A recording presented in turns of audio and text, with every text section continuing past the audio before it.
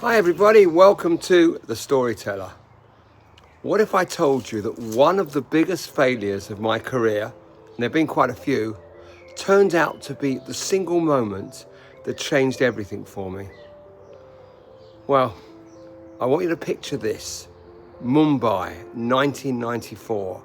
I'm standing in a boardroom, sweat pouring down my face, in the most expensive suit I can afford, staring at 30 confused executives who have no idea why this random English lawyer just burst through their doors. My father had just died recently, and not only was I feeling lonely and isolated in India, but it's embarrassing to admit this, but my team Arsenal were playing in the European Cup Winners' Cup final. And I was missing it. And I had tickets. I was missing it for this. And in that moment, in that boardroom, I knew I was completely, utterly, spectacularly failing. But here's what I didn't know yet.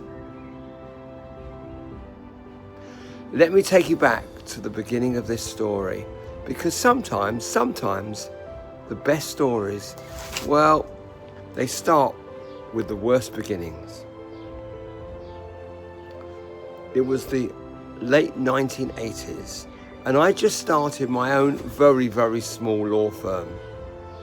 Fresh out of my law training contract, a short gap to fail at running a marketing company, which sunk and died spectacularly, but still full of ambition and absolutely terrified of working for anyone ever again. And then Coates by Ella walked into my life. They were this massive, prestigious textile company. The kind that makes you feel important just by association. They'd worked with my previous marketing company, but when they fell out with my business partner, and honestly, I couldn't stand the guy either. And yes, that is another story. They came to me with an offer I couldn't refuse. "We want you as our lawyer," they said. "Here's a retainer that will set you up nicely. There was just one condition. You must never work with your old partner again. We don't want to see or hear of him." Deal. Suddenly, I'm flying to Manchester every week on British Midland Airways to visit their main offices, having breakfast at 30,000 feet, carrying a briefcase like I'm in some corporate thriller. I felt like I'd made it. It was ridiculous. Until the day I tried to throw my briefcase in the back of the marketing director's car and somehow launched it directly into my own face. Like this. I wasn't looking. It's so embarrassing. Picture this, I'm about to present to their board. Gosh, the most important presentation. No, the only presentation of my young career. That's the truth. And I went in looking like I'd gone 12 rounds with Mike Tyson. There was blood everywhere, swollen lip, the works. But at least they laughed. With me, not against me. But here's the thing about Coates by Ella. They saw something in me. I don't know what it was, but they did. They started using me not just as their lawyer, but as their secret weapon in negotiations. After one drunken dinner with the marketing director, Mark, and a couple of other directors, they produced proudly these business cards for me. They gave them to me with a flourish. They had the following words written on them. CV for Coates by Ella, Home Furnishings, Theme Marketing Executive. It was nonsense, words together that didn't mean anything. Years of law school, and that's what I had to show for it. And you know what? I thanked them very much and put them in my pocket. I carried on working for them for years. And then came the phone call that changed everything. "David," the marketing director, Mark, said, "we've got a proposition for you. We have this group of brands we want to sell. We think you're the man to do it. We like what you're doing for us." Now you have to understand, this was before Google, before ChatGPT, before you could just ask the internet, which didn't exist, how to sell a multi-million-pound brand portfolio. I was flying blind, but they believed in me, so I thought maybe I should. They offered me good money for a year, win or lose, sell the brands or don't sell them. What's to lose? So what did I do? I came up with what I thought was a brilliant plan, which was to market the main brand to what was then called the Pink Pounds, the gay community who were just being recognised as having serious purchasing power and aspirational lifestyle. The very conventional board of Coats by Ella shot me down faster than you could say, absolutely not. Strike one. But I didn't give up. I couldn't. I wanted bigger, bolder. I managed to get a meeting with Stephen Rubin, the billionaire owner of Pentlands, who you may have heard of. I think he still runs them all these years later. They own sports brands like Speedo and dozens of other major brands. He was lovely, encouraging, brilliant, funny. He didn't buy. Strike two. So I made a decision that would either make or break everything. I was going to India. I was going to sell these brands to Indian companies. Why, looking back, I haven't got the faintest idea. There must have been a reason, I can't remember. But I was going to make this work. I was absolutely determined. April 1994, my father had just died.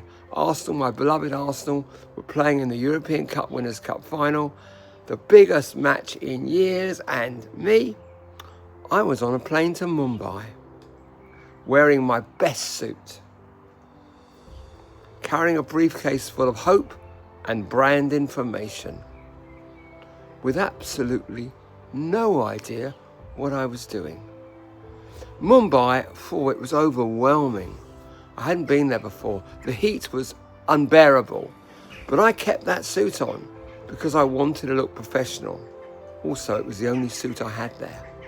I went from meeting to meeting, company to company, pitching these brands like my life depended upon it. And then came the moment, it still haunts me actually. I burst into the boardroom desperately of one of India's largest tech companies, desperate to see the managing director. I had no appointment. I was hot. I was sweating. I was running. I was completely out of my element. And suddenly, I'm standing there, looking at 30 faces, staring back at me in complete confusion. In that moment, I realized something terrible. I was severely, completely, hopelessly out of my depth. They were polite, very polite. They didn't need to be, but they were. They were even encouraging. But I could see it in their eyes. This guy has no idea what he's doing. Call security. Days passed, meeting after meeting, rejection after rejection. I changed my sales pitches, but still rejection. And through it all, I still couldn't even find out if Arsenal had won. No internet, no mobile phones. No way to know if the one thing that might have made this trip bearable had even happened. I flew home 3 days later, still not knowing the score. I can't believe it. Still not knowing if I'd missed out on one of the greatest moments in Arsenal's recent history. When I finally got home in the middle of the night, my friend Graham, who'd actually been to the match and had tickets for me, had pushed newspapers with the reports of the matches through my letterbox. Arsenal had won. There was even a video of the match Graham had put through the door. But it didn't really matter because I'd failed at the one thing that actually mattered. I couldn't sell those brands. Weeks passed. I tried a few more approaches, made a few more calls. Nothing worked. I couldn't sleep by this time. I didn't know how I was going to face my clients. Finally, Coats by Ella called a meeting at a London restaurant. Just me, Mark, the marketing director, and the marketing team. I knew what was coming. I had no doubt about that. They were going to fire me. And they were being nice about it. They were taking me to a nice restaurant. It was so typical. It made me feel even worse. They were going to do it over dinner. I walked in, I saw their faces, and decided to get it over with and done with. Guys, I said, looking down at the table, I'm so sorry. I am so sorry. I've been unable to sell your brands. I've really given it my best shot. I don't know what else to do. I'm not very good at it. I was starting to stutter. I'm so sorry if you think I've let you down. There was a long pause, and then I felt a hand on my shoulder. I looked up. It was Mark, the marketing director. He was looking at me like I'd lost my mind. David, he said, are you mad? No one could have sold those brands. They are rubbish. They were the bottom of our pile. We thought we might as well give it a try and just see what happened with you because you've done so well for everything before. We are amazed at the amount of effort you put in. Amazed. And the ideas that you came up with. We do not regard this as a failure on any front, and you mustn't either. Do you understand? I couldn't believe what I was hearing.